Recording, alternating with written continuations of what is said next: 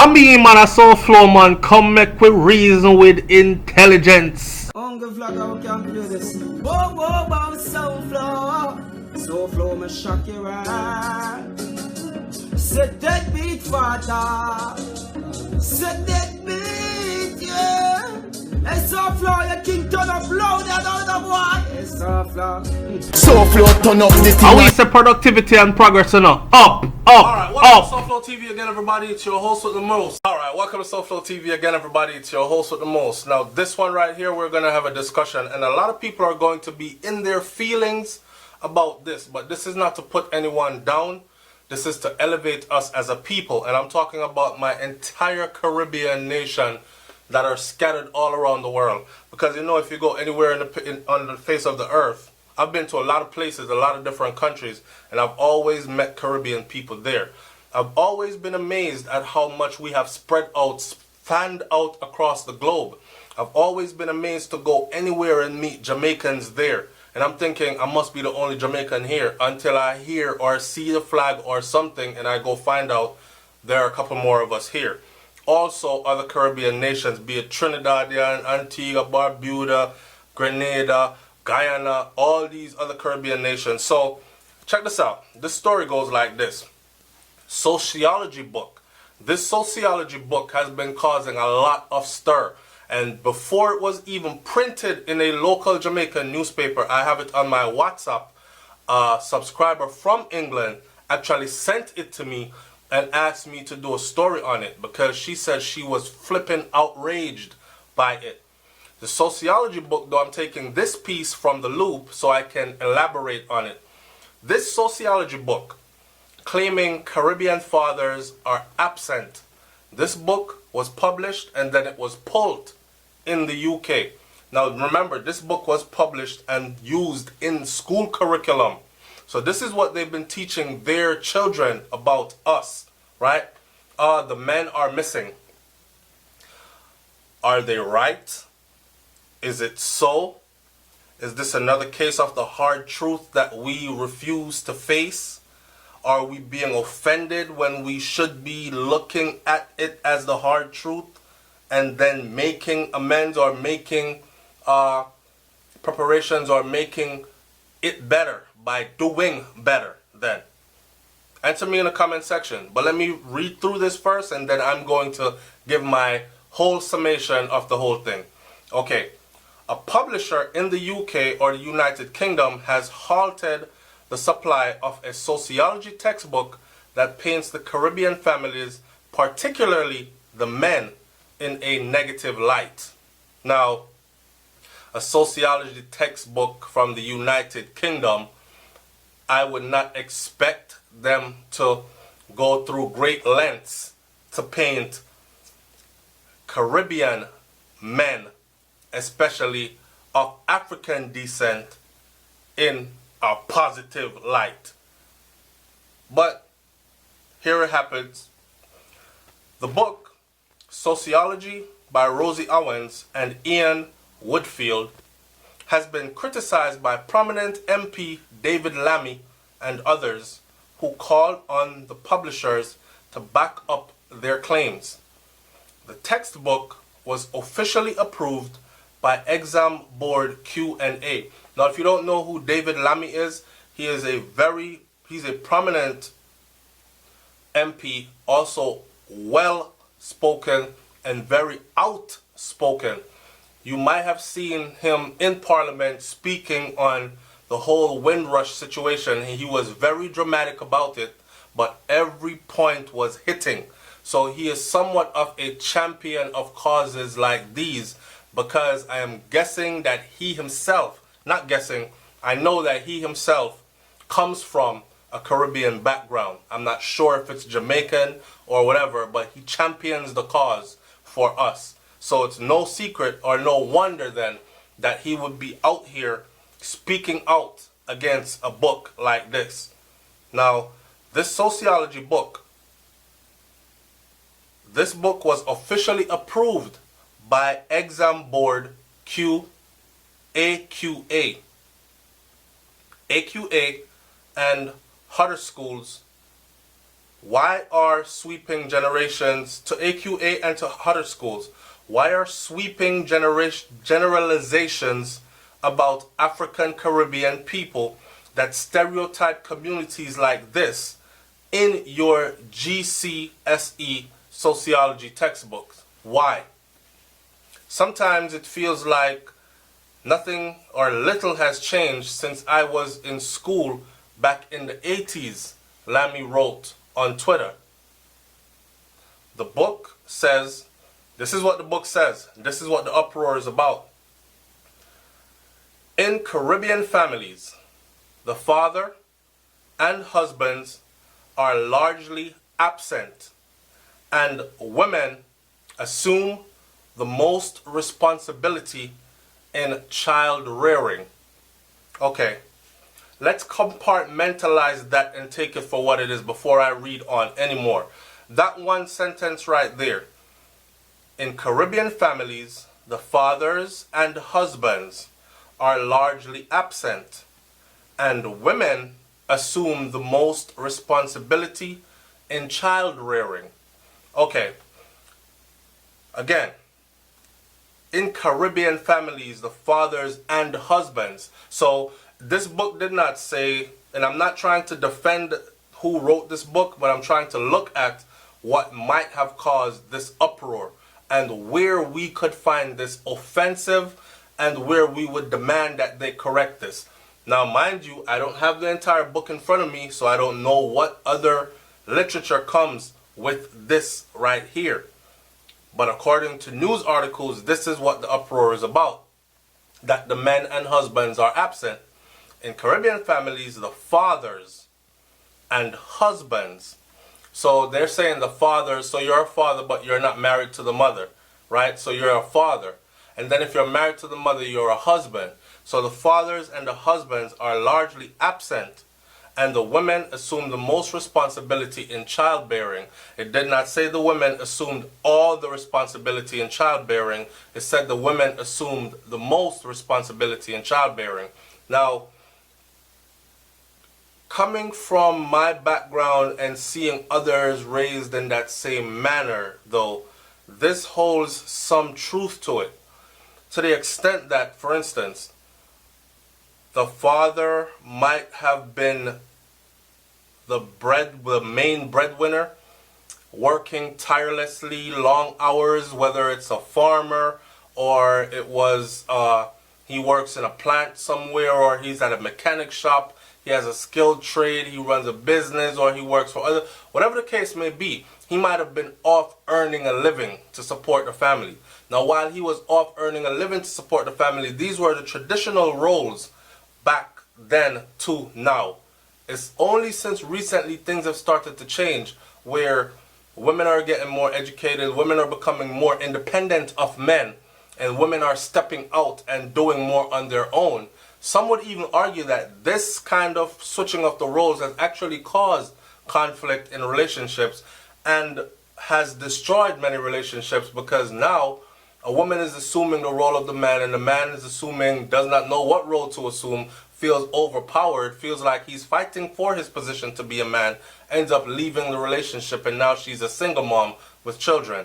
But in this particular incident, this particular statement right here, in Caribbean families, the fathers and husbands are largely absent, and women assume the most responsibility in childbearing. That tends to be true. In a lot of cases, that tends to be true. I know I know more cases where the men work a lot and mom is the one that does the picking up and the dropping off, drop you to your games or your karate or your whatever, or dance class or football, pick you back up from it, and then the sit down and the talk to and the help with the homework and all that other stuff, because daddy's working late again and late again and late again, and then mom gets dinner ready. She makes sure the children are bathed and they're in bed at a certain time. Dad comes home late. Dad leaves early in the morning. We have dinner together on the weekends, or we do things with dad on the weekends, but for the most 5 days of the week out of 7, it is the responsibility of mom. I don't find this offensive unless there was more said in the book. Let me know what you think about this. Now, I'm not saying that every household was set up like this, because there are households where mom and dad both work 9 to 5 and they both come home in an ideal setting.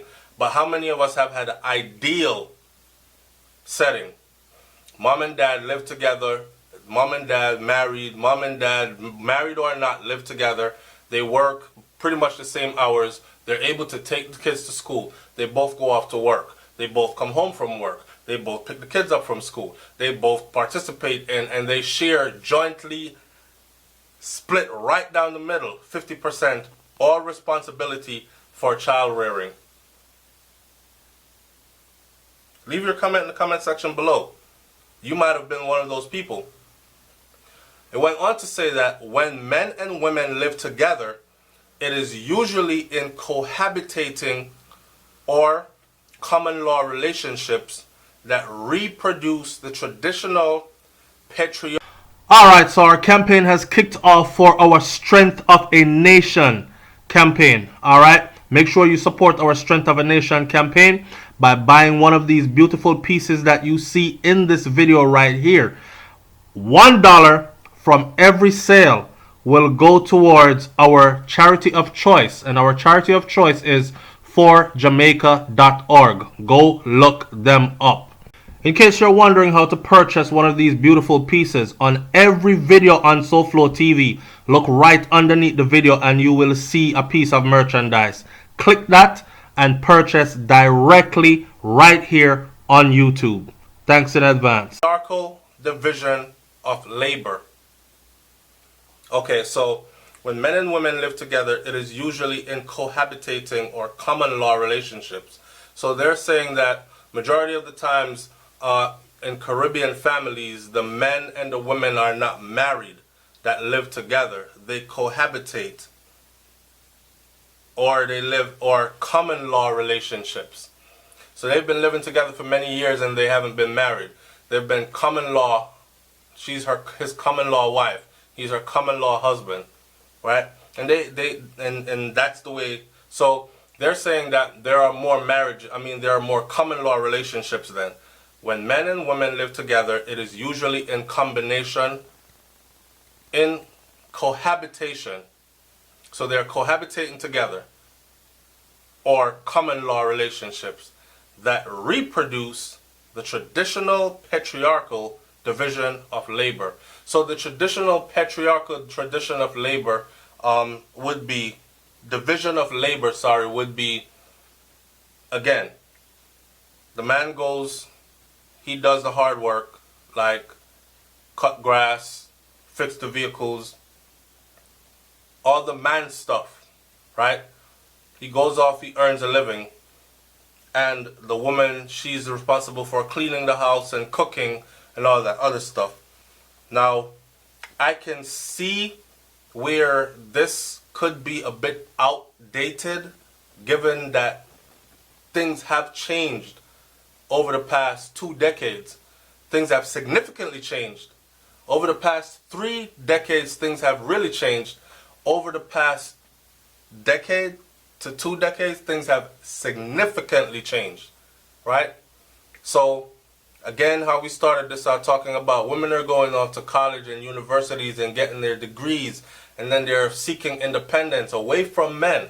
And women have decided that they want to be alone. They want to pursue a career. They want to pursue owning a business. They want to pursue success on a business level in a corporate world, out there doing that before they even commit to having a family. Even so, women are pursuing all those things and are still raising a family, whether it's with a husband or a common law husband or without one, right? So things have drastically changed. So to have us perceived today in 2018 and beyond in this old 1980s, 1970s, before I was born, 60s, 50s kind of way, that this is how it is, I could see where this could be offensive. I mean, who did they check with to come up with this? What kind of a census did they run to come up with this? That would be my question, right? And it went on to say that the family system is also characterized by child shifting. That is, the family system is also characterized by child shifting. That is, the passing of children to other relatives or acquaintances. Or acquaintances? What? If the parents find themselves unable to care of them. As a result, multiple women are involved in childhood socialization. Again, this used to happen, okay? I don't know if it still happens. I'm guessing it does still happen, but this is commonplace. For instance, you will have a grandparent that tells their daughter, look, leave the children with us and go make your life better. Because right now, things ain't going so good for you. And I don't want our grandchild living in that condition. So if you see some women out there, sometimes you ask them, well, damn, I didn't know you have a child. Where's your child? Oh, him live with my mother. Or him live with my parents. Him live with him grandparents, them down a country. That kind of thing. And you're up here in town. Yeah, man, I look work and I try better myself, you know. I go school or something like that. That could be the narrative to that story, which is very real and it does happen, right? But to say that the family system is characterized by child shifting, or it must stay with my auntie, or it must stay with me, it does happen. I can't get mad at this. As a result, multiple women are involved in childhood socialization. My auntie them, my mom, my grandmother, multiple women are involved in this childhood socialization. And I can't say it's wrong. That was my experience growing up. It was, right? So I can't say it's wrong. But again, like I said, I don't know if that part of things have changed so much. And I mean, faced with criticism on the text, publishers Harder Education says that we are taking this feedback very seriously. We will be working with the authors and reviewing the entire textbook as a result of the concerns that are raised. Meanwhile, we have stopped supplying the book for sale. So it is a serious outcry that David Lammy and the rest of them have brought up and have gone against, to the point where they have actually stopped offering this book for sale, taking it off the shelves, freeze it right there. It's causing too much of an uproar, and these people are saying, what kind of a crockamamie BS is this? Why are you portraying us like this is in the 80s or the 70s? You know, when people used to do commercial farming and export banana and stuff like that, and grandma and mom used to be in the house all day barefooted and pregnant, and daddy was out in the fields working, and the man was always missing, and this and that. Times have evolved, and we have evolved with it. I think that is what they're trying to say.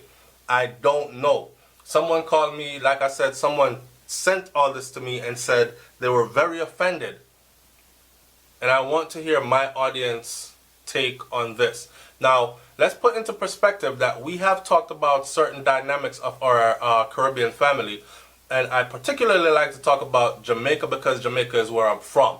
So when people are saying, boy, I make Jamaica look bad because I talk about Jamaica, Jamaica I come from, well, see what I talk about. You know what I'm saying? I have the right to. I never heard anybody, I never seen no Trini talk about, tell another Trini, stop talk about Trinidad. They're Trini. You're from Trinidad. They expect you to say whatever you want to say. We hold an opinion, right?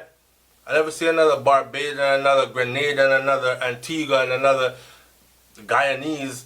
It's only Jamaicans that come on my channel and say all that. And they're so patriotic, but if you ask them what they do for Jamaica, they don't do a damn thing. A lot of the times the people who say stop talking about Jamaica are the people that are making Jamaica look bad by self-representation then. In other words, then, you are Jamaica's biggest advertiser. You, an individual, you. And if you're from Trinidad, you are that. To Trinidad or to Guyana or to Grenada. You are the biggest representer of your country. Don't worry about what a vlogger is saying. Worry about how you're representing, right? Because when you go out into the streets and people know that that's where you're from, however you conduct yourself is how people are going to use that to form their generalization, their stereotypical views of your place that you claim to love so much. So anyways, We've had these discussions on SouFLoTV before where we talked about like females making choices. Choices like, you know that guy wasn't no good. You met him in a club.